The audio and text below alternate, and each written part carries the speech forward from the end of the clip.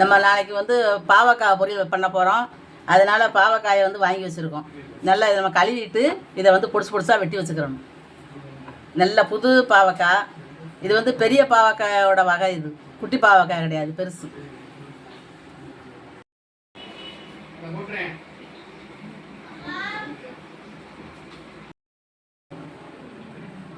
பாவக்காயை நல்லா கழுவி எடுத்து வச்சுருக்கோம்.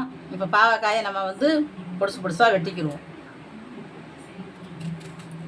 ரொம்ப முத்தின காயாக இருந்துச்சுனாலும் இங்கே பழமாக இருக்குது. பெரிய காய் மாதிரி இருக்குது, உள்ள பழமாக இருக்குது. சுரண்டி விதையை மட்டும் நம்ம எடுத்துடலாம்.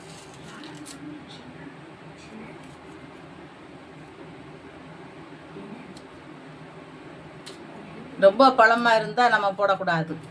இது வந்து பழமாக இருக்கிற மாதிரி தெரியுது, ஆனால் காய் வந்து வெளியில் காயாக இருக்குது. இங்கே பச்சை பசுன்னு இருக்கும்.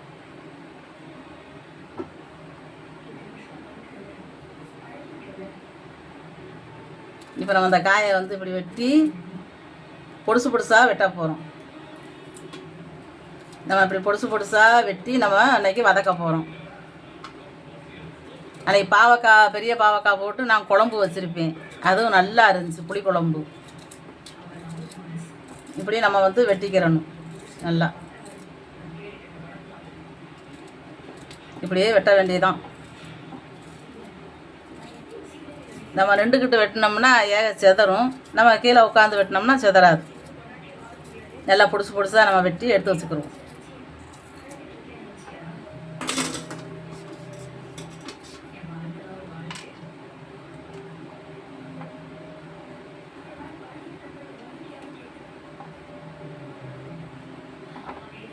இதெல்லாம் இந்த மாதிரி வெட்டி வச்சுக்கிறோம். நல்லா விதைய பூரா எடுத்துட்டு இந்த மாதிரி நம்ம வெட்டி வச்சுக்கிட்டோம்னா வதக்கிறதுக்கு நல்லா இருக்கும். நம்ம எல்லாத்தையும் வெட்டிட்டு பார்ப்போம். இன்றைக்கி நம்ம வந்து பாவக்காய் பொரிக்க போகிறோம். அதுக்கு எண்ணெய் ஊற்றி வச்சுருக்கோம். இப்போ எண்ணெய் கொஞ்சம் தான் ஊற்றி வச்சுருக்கணும், ரொம்ப ஊற்றிடக்கூடாது. கடுகு போட்டுக்கணும்.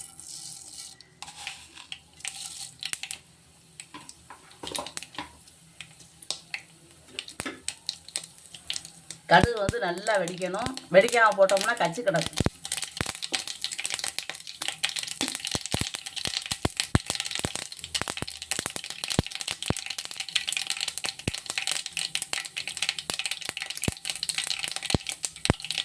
இப்போ வந்து வெங்காயம் வெட்டி வச்சுருக்கோம். வெங்காயத்தை போட்டுக்கலாம்.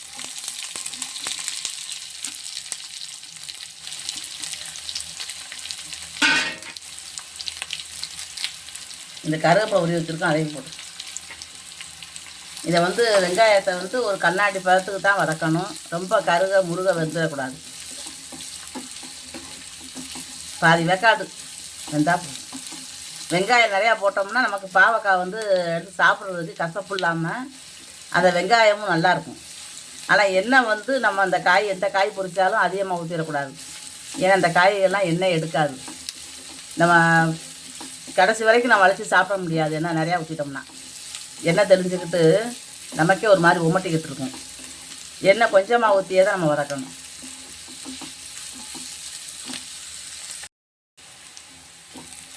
வெங்காயம் நல்லா ஒரு பாதி வேக்காடு வந்துடுச்சு. இப்போ வந்து நம்ம பாவக்காயை வெட்டி வச்சுருக்கோம். பொடிசு பொடிசா, ரொம்ப பெருசாக இல்லை. இதை விட பொடிசாக வெட்டினாலும் தூள் தூளாக போயிடும். நல்லா கழுவிட்டு பொடிசாக வெட்டி வச்சுருக்கோம்.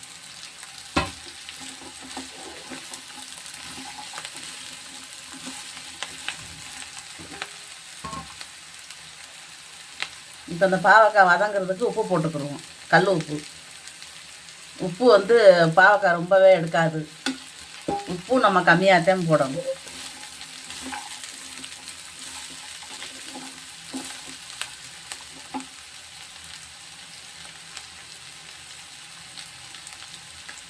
ஒரு ஸ்பூன் வந்து மஞ்சள் பொடி போடுவோம்.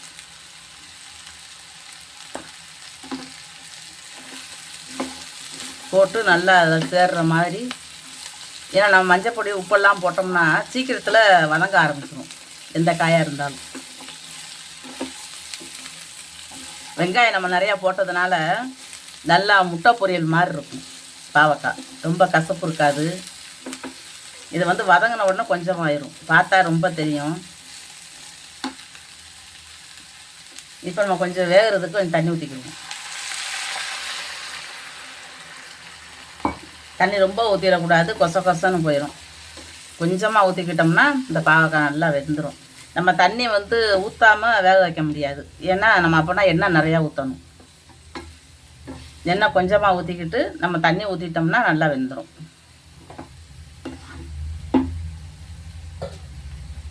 இப்போ நல்லா வேக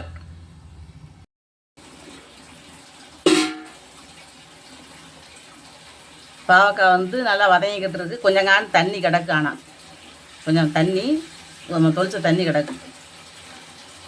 இது நல்லா வேகணும்.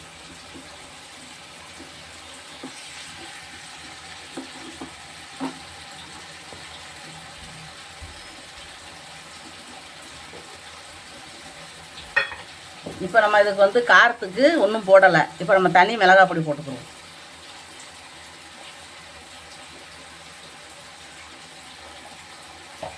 ரொம்ப காரம் போட்டுறக்கூடாது. இது வந்து நம்ம வீட்டு குழம்பு பொடி. ஏன்னா இந்த பாவக்காயை பொறுத்த வரைக்கும் ரொம்ப வந்து மசாலா தேவைப்படாது. ஏன்னா மசாலா போட்டாலும் நல்லா இருக்காது. ஓரளவு நம்ம கொஞ்சம் போட்டுக்க வேண்டியதான், கொஞ்சம் உரப்புக்கு. பாதி வேக்காடு வெந்ததுக்கப்புறம் நம்ம மசாலா பொடி போட்டோம்னா நமக்கு அந்த நீர் சத்தெல்லாம் எடுக்கும். கொஞ்சம் எடுத்துட்டு அந்த அந்த தண்ணி சத்துலேயே நமக்கு மசாலா பொடியில் வாடை போயிடும், பச்சை வாடை போயிடும். இதுக்கு கறி மசாலா பொடி இதெல்லாம் தேவையில்லை. நம்ம எல்லா பக்கமும் மசாலா சேர்கிற அளவுக்கு நம்ம அப்படி கிண்டி விட்டுக்கிற வேண்டியதான்.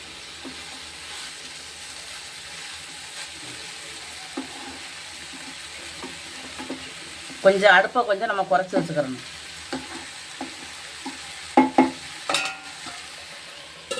நம்ம கொஞ்சம் இன்னும் ஒரு 5 நிமிஷத்துக்கு நல்லா அப்படியே வேகட்டும். அடுப்பை குறைச்சி வச்சுட்டு வேக வைக்கணும். நல்லா அடுப்பை குறைச்சி வச்சே நம்ம வச்சுருக்கோம். நல்லா வெந்துருச்சு. லேசாக கொஞ்சம் எண்ணெய் தான் அங்கே இருக்க ஒழிஞ்சு வேறு ஒன்றும் இல்லை. நம்ம எண்ணெய் கொஞ்சம் தான் ஊற்றணும், இருந்தாலும் அதில் எண்ணெய் இருக்குது. இந்த பாவக்காயை பொறுத்த வரைக்கும் எண்ணெயெல்லாம் ரொம்ப எடுக்காது. பொதுவாக எல்லா காயுமே அப்படி தான் இருக்குது, காய் கீரை. இப்போ வந்து நமக்கு கொஞ்சம் லேசாக எண்ணெய் பதமாக இருக்கிற மாதிரி இருக்குது, வேறு ஒன்றும் இல்லை. இப்போ நம்ம இதுக்கு தேங்காய் பூலாம் போட போகிறதில்ல. இப்போ இந்த பொடி வந்து நான் அரைச்சி வச்சுருக்கேன். இது வந்து நமக்கு கத்திரிக்காய்க்காக நான் அரைச்சது. கத்திரிக்காய் வந்து நம்ம பொடி மாசு செய்யும்போது அதுக்கு போடுறதுக்காக நம்ம வந்து செஞ்சோம். கடலப்பருப்பு எல்லாம் போட்டு மிளகா வத்தல் எல்லாம் போட்டு அரைச்சோம். வறுத்து வெறும் இதில் எண்ணெய் ஊற்றாம வறுத்து பொடி பண்ணி வச்சுருக்கோம். இதை வந்து நம்ம இதில் போடுவோம். இதில் போட்டோம்னா இந்த நீர் சத்தை எல்லாத்தையும் எடுத்துரும். சாப்பிட்றதுக்கும் ருசியாக இருக்கும். ஏன்னா அது பூரா கடலப்பருப்பும் உளுந்தம்பருப்பும் போட்டு வறுத்துருக்கோம். நம்ம இது வந்து தேங்காய் பூவுக்கு பதிலாக இதை போடுறோம். பாவக்காய் பொரிக்கும் போது தேங்காய் பூ போட்டால் நல்லாயிருக்கும். நம்ம அந்த தேங்காய் பூவுக்கு பதிலாக இப்போ அந்த பருப்பு பொடி போடுறோம். இது போட்டோடனே மணக்குது. இது போட்டு இப்படி கிண்டுன போது அந்த பொடியோட மனம் நல்லா தெரியுது. நம்ம ஏற்கனவே காரம் போட்டிருக்கோம். இப்போ இந்த பொடியிலையும் கொஞ்சம் காரம் இருக்கும். அதனால் அதுதான் ஃபஸ்ட்டில் நான் தனி மிளகாய் அப்படி கொஞ்சமாக போட்டேன். நம்ம பொடி நிறையா போடனாலும் போட்டுக்கலாம். நமக்கு இந்த அளவு பொடி போதும். ரொம்ப போட்டோம்னாலும் ஒரு மாதிரி கொசன்னு இருக்கும் பாவக்காய்.